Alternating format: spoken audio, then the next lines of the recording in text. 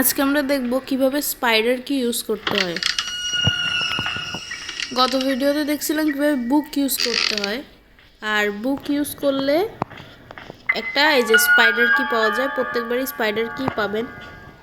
Spider কিটা কোথায় use করতে হয় এটা অনেকেই জানে না, যেহেতু এটা নতুন আসছে, বেশি দিন হয় নাই। তো এটা হচ্ছে সেই রুমটা যেটা আমরা প্রত্যেকবার স্পন হয়। সেখান থেকে সিঁড়িতে নিচে আসবেন, এসে এদিকে যাবেন, যা এই যে জায়গাটা আছে এই জায়গাটায় স্পাইডার কি ইউজ করতে হয়। এখন অনেকেরই প্রশ্ন হতে পারে ইউজ করলে কি হয়, যেহেতু নতুন আপডেট আমি এটা দেখাই দিব।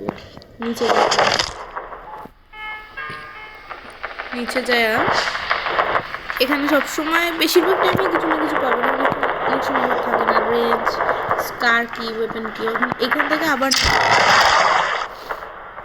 নিচে গেলে এটা আসবে হচ্ছে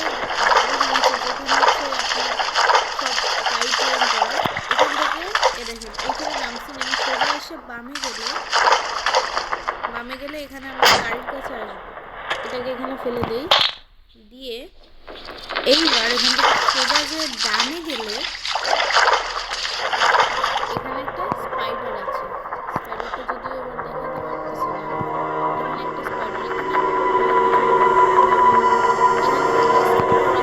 এই যে এই সেই জায়গাটা যেখান থেকে আমরা বের হয়েছি, এখান থেকে বের হয়ে সোজা যাইতে হয়।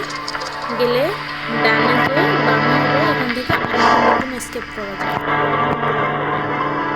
আশা করি আপনারা বুঝে গেছেন স্পাইডার কীভাবে ইউজ করতে হয়।